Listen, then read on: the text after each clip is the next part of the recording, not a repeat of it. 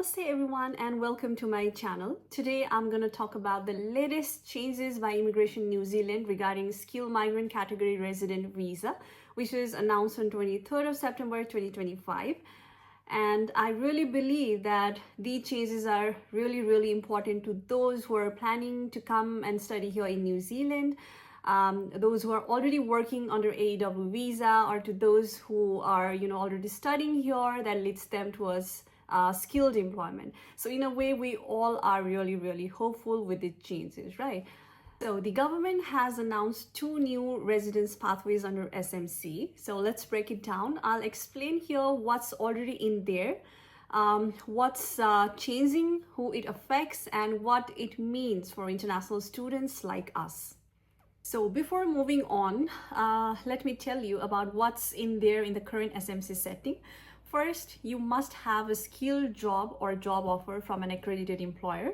Then you should be either in ANZSCO level 1 to 3 occupation, paid at least the current median wage rate, or ANZSCO level 4 to 5 occupation, paid at least 1.5 times the current median wage rate, right?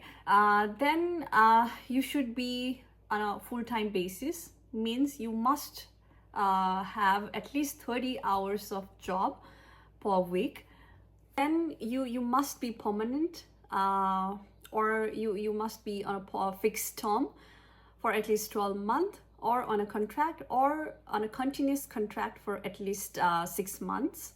And last but not the least, you need at least 6 points from your skills and work in New Zealand.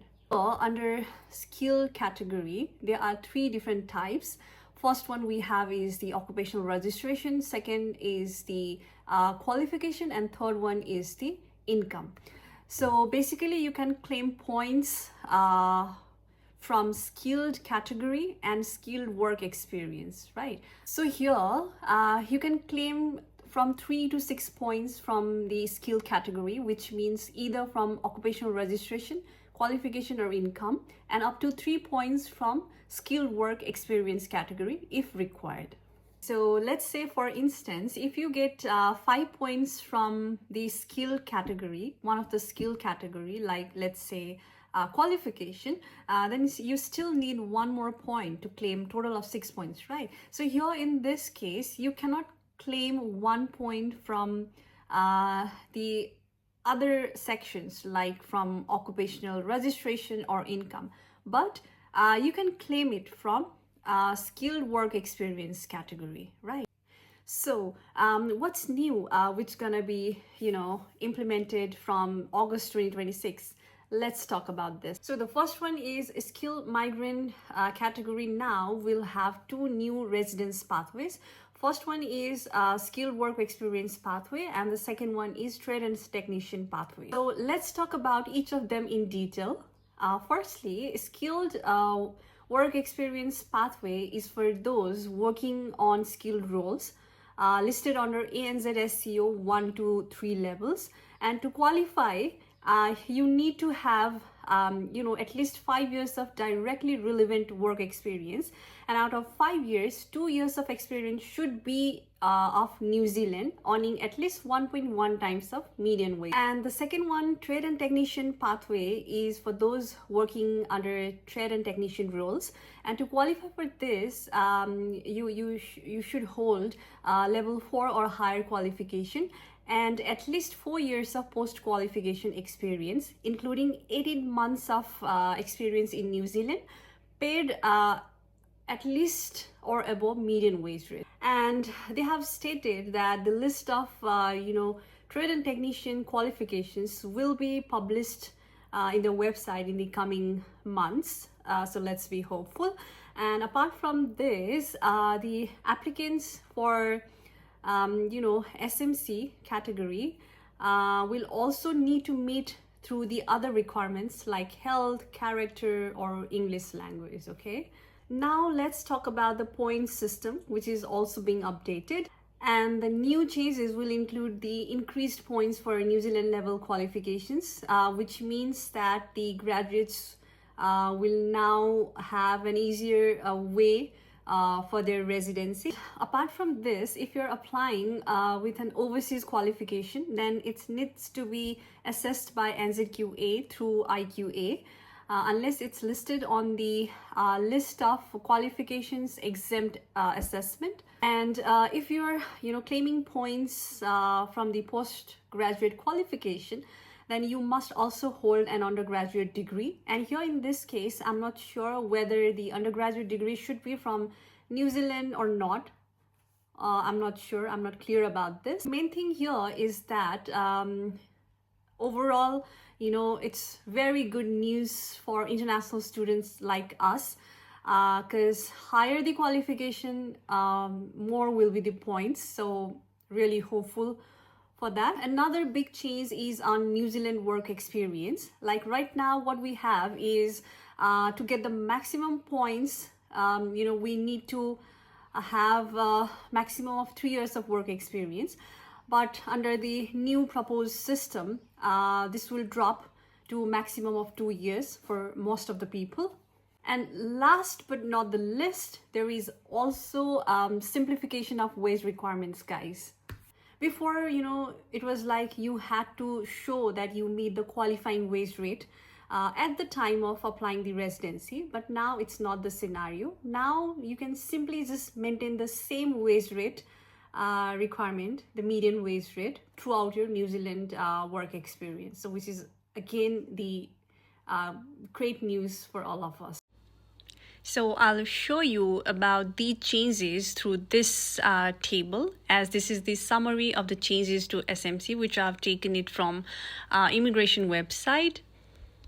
And this shows the comparison of the current SMC setting and the new proposed SMC setting. And if you remember, I've spoken about the skill category where it has 3 sections: qualification, registration, and income. And here in this, I'll talk about the qualification only. In the table, you can see there are points, then current SMC setting, length of work experience, and again new proposed SMC setting, and again the length of work experience. So let's start from the points, how we can get 6 points. In the current setting, if you have doctoral degree, then you straight get 6 points. But having said that, you still need to have the job offer from the accredited employer. And the good news under new proposed SMC setting is that if you have master's degree, then you will get 6 points. Okay, you don't need to have a doctoral degree.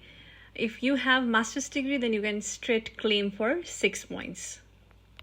And also you need to have a job offer from accredited employer, having at least median wage rate. Okay, so this is again a great news for the level 9 students.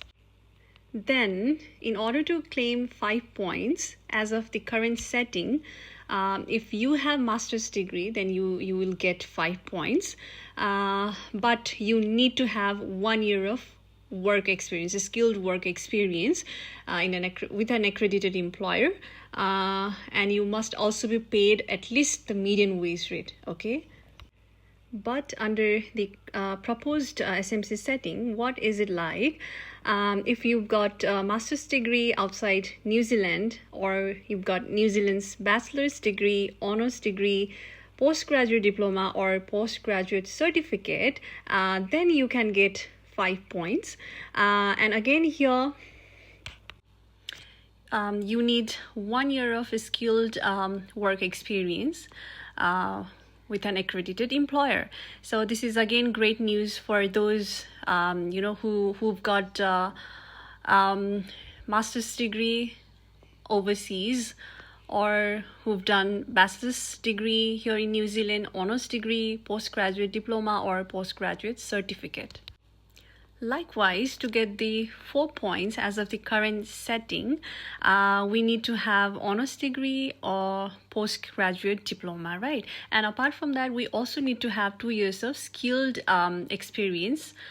But under the proposed setting, if you've got honors degree, bachelor's degree, postgraduate diploma or postgraduate certificate gain outside New Zealand, then you can get 4 points. And apart from that, you also need to have 1.5 years of skilled experience.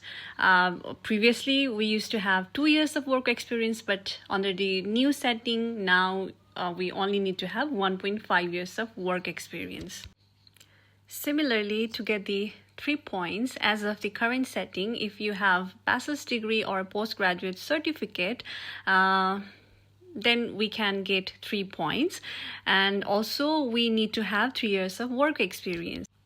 But under the new setting, if you've got New Zealand recognized registration in a specified occupation requiring at least 2 years of training, and if you've got 2 years of skilled work experience, then you can claim 3 points.